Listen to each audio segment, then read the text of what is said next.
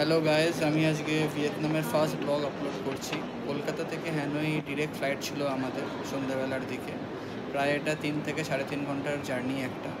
ব্লগের মধ্যে সমস্ত কিছু ডিটেলস দেওয়া আছে, ভয়েস ওভারও আমার দেওয়া আছে। তোমরা ভিডিওটা দেখতে থাকো, পরপর ভয়েস ওভারে আমি তোমাদেরকে জানাতে থাকবো যে কখন কী হচ্ছে। আমাদের বোর্ডিং পাস কালেক্ট করা হয়ে গেছে। এখন আমরা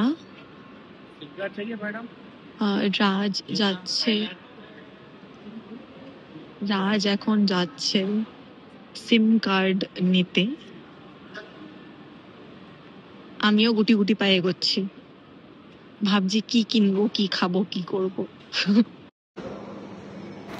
যেরকম আমাদেরকে হ্যানয়তে পৌঁছানোর আগে লোকাল সিম কার্ড নিতে হয়েছিল এয়ারপোর্ট থেকে, তো তোমরা এটা মাথায় রাখবে যেন লোকাল সিম কার্ডটা নিয়ে নেবে, কেন ওখানে গেলে কিন্তু কোনো আমাদের ইন্ডিয়ান সিম কাজ করবে না। সো এয়ারপোর্টেই তোমরা সিম কার্ডটা পেয়ে যাবে। আর আমাদের এয়ারপোর্টে গিয়ে অনেকক্ষণই ওয়েট করতে হয়েছিল, কেন যেহেতু এটা ফরেন ট্রিপ, তাই জন্য এর আগে অনেক কিছু ডিটেলস চেক হয়।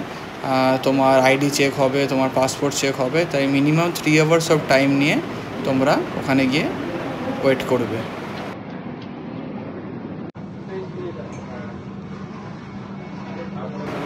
কলকাতা থেকে হ্যানয় আমরা ইন্ডিগো এয়ারলাইন্সে গেছিলাম। তো ওটা ডিরেক্ট ফ্লাইট ছিল, এটা তোমাদেরকে আমি আগেও বললাম। তো ইন্ডিগো এয়ারলাইন্সে আমাদের প্রায় 3 আওয়ার্স বাদে আমাদের ফ্লাইট দিয়েছিল, তারপরে আমরা ভিয়েতনামের জন্য এয়ারপোর্ট থেকে রওনা দিয়েছিলাম।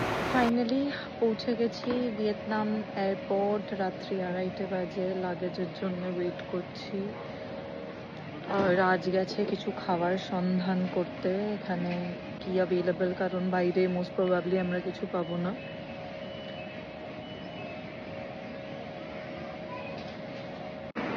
চলে এসেছি আমরা, আমাদের ড্রাইভার দাদার সাথেও দেখা হয়ে গেছে, কিন্তু হ্যাঁ নায় শুধু কথা চলছে। এখানে প্রচণ্ড ঠান্ডা, 15 ডিগ্রি, ঠিক আছে, কারণ আমরা মানে গরম থেকে হঠাৎ করে এখানে ঠান্ডায় চলে এসেছি। আর আমরা কোনো মানে শীতের জামা কাপড়গুলো লাগেজের ভেতরে আছে, মানে সেগুলো নামাতে হবে, গাড়িতে গিয়েই নামাতে হবে। যদিও শীতের জামা কাপড় একটাই এনেছি, মানে সেরকম বেশি শীতের জামা কাপড়ও আনিনি সেরকম। মানে যদি মানে কালকে দেখি প্রচন্ড ঠান্ডা, তাহলে আমাদের মার্কেটে গিয়ে আর কি আবার কেনাকাটি করতে হবে।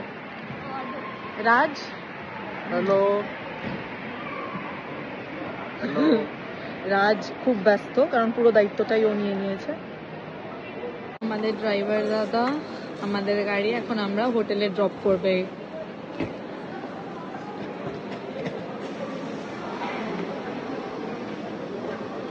খুবই হাসি খুশি আমাদের ড্রাইভার দাদা, কিন্তু একটা ল্যাঙ্গুয়েজ ব্যারিয়ার আছে।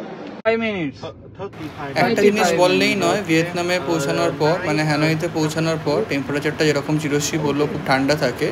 এবং তোমরা নিশ্চয়ই সবাই জানো এখানে সমস্ত গাড়ি হচ্ছে left hand drive, right hand drive নয়। আর সমস্ত ভালো গাড়ি এখানে চলে, মানে আমাদের মতন লোকাল কার্স এখানে খুব কম, তো সমস্ত ব্র্যান্ডেড কার্স এখানে চলে। আর রাস্তাঘাট এখানে খুবই সুন্দর, মানে রাস্তাঘাটে কোনো বাম্পার বা কোনো সেভাবে কোনো পট হোলস বা কিছু সেরকম কখনোই দেখা যায় না। এইসব রাস্তা খুবই সুন্দর, ভিডিওর সাথে সাথে তোমরা সেটা দেখতেই পাবে যে রাস্তাঘাটটা কেমন লাগছে দেখতে।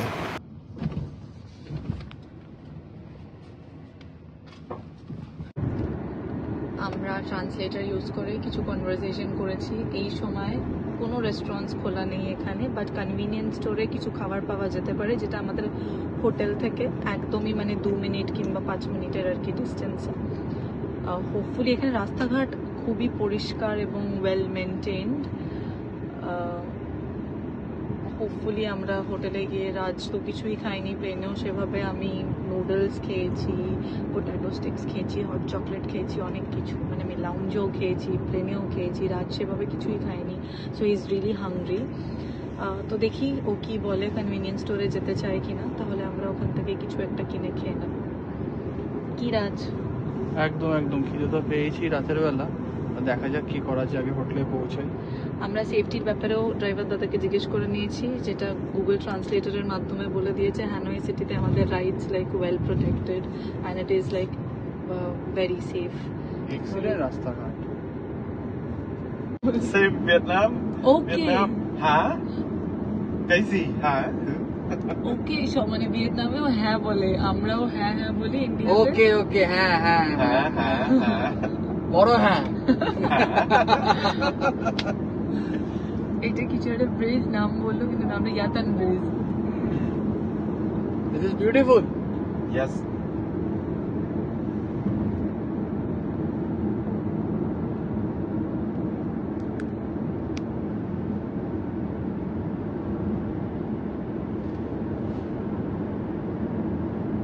Do Indians work here?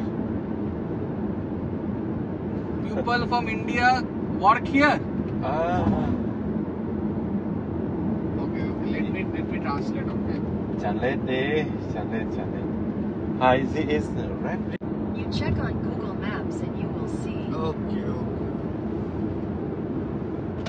What is that? That light? apartment Apartment. Okay, got it. Sunside Riverside Yes. পৌঁছে গেছি আমরা, এটা আমাদের হোটেল হানয়তে, এখানেই থাকছি আমরা। ভেতরে গিয়ে আমি আরো ঘুরে দেখাচ্ছি।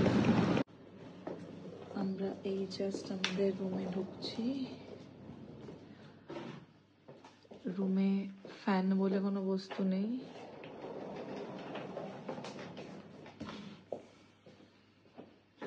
আচ্ছা আচ্ছা, এটা ঠিক। খুব ইম্পর্টেন্ট একটা জিনিস, সেটা হচ্ছে যে গ্র্যাব বলে অ্যাপটি তোমরা ডাউনলোড করে নেবে, কারণ এখানে গ্র্যাব বলে অ্যাপ চলে, আর কোনো অ্যাপ চলে না। সেখান থেকে গাড়ি, বাইক এগুলো সমস্ত কিছু তোমরা পেয়ে যাবে। তো গ্র্যাব অ্যাপটা তোমাদের আমরা এখন মোবাইলে। খাবারের সন্ধানে বিয়ার স্ট্রিটে যাচ্ছি। গ্র্যাবের একজন দাঁড়িয়েছিল আমাদের ওখানে কনভিনিয়েন্স স্টোরের সামনে, বললো বিয়ার স্ট্রিটে ছাড়তে আমাদের কাছ থেকে 70,000 ডং নেবে। মানে 80 চেয়েছিল, আমরা বললাম 70। প্রথমে আর কি 1 লাখ চেয়েছিল, বাট আমরা তারপরে মানে 70 বলাতে রাজি হয়ে যায়। আমার মনে হচ্ছে এটাও আমরা বেশিই দিচ্ছি, বাট স্টিল মানে এখন রাতের বেলা একা একা কি হেঁটে হেঁটে যাবো, তাই জন্য আর কি দুজনকে নেবে বললো, তাই যাচ্ছি। কিন্তু একটু ভয়ও লাগছে, কারণ অন্য দেশে রাস্তাঘাট কিছুই চিনি না, কোনো আইডিয়া নেই কোনো কিছুর ব্যাপারে। দেখা যাক লোকেরা ট্রাস্টওয়ার্দি কিনাও জানি না, বাট তাও মানুষকে ট্রাস্ট করে চলছে। আর হোটেল থেকে বেরোনোর সময় আমাদের হোটেলের লোক যেভাবে বলে দিয়েছে, একটু ভয়ই লাগবে। এরকম বিবেকানন্দের মতো কেন করছো? হ্যাঁ, এরকম গম্ভীর হয়ে যাচ্ছিস কেন?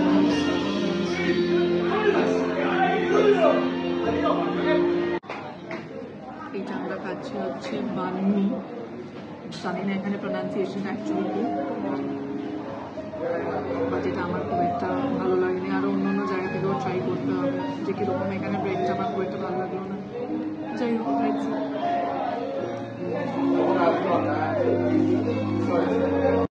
আমরা এখানে ছিলাম, এখন আমরা যাচ্ছি আবার হোটেলের দিকে। ওকে। দুটো ফোন নিয়ে আমি হিমশিম খাচ্ছি। আমার ফোন আমায় দিয়ে দে, আমার ফোন আমায় দিয়ে দে। আচ্ছা, রাজ বলেছে রাজের ফোন রাজকে দিয়ে দিতে।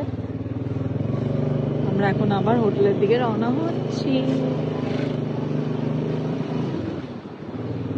ইনি অলরেডি আমাদের কাছ থেকে 70 নিয়ে নিয়েছে, যেটা অনেকটাই বেশি। আমরা পরে গ্র্যাবে চেক করলাম। এখন আমরা বললাম, আগে রিকোয়েস্ট করলাম যে তাহলে নিয়ে নিয়েছো যখন, তাহলে এখন 30 নাও, কিন্তু কিছুতেই মানছিল না, 50 চাইছিল। বাট আমরা 40-তে রাজি করিয়ে এখন মোটামুটি হোটেলে যাচ্ছি।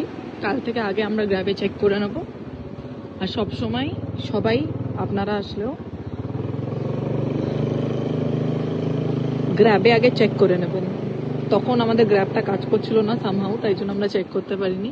বাট পরে আমরা এসেই first thing we did was check the actual price, because আমাদের আইডিয়াই নেই।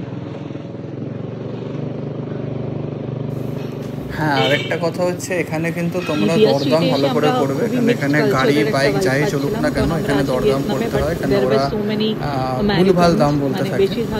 তো হ্যানয়তে আমরা এই রাতের বেলা পৌঁছালাম, আর এটাই ক্যালকাটা টু হ্যানয় আমাদের ফার্স্ট ব্লগের পার্ট 1 শেষ করলাম। নেক্সট ব্লগের জন্য সাবস্ক্রাইব করো, আরও অনেক কন্টেন্ট চ্যানেলে আসতে চলেছে।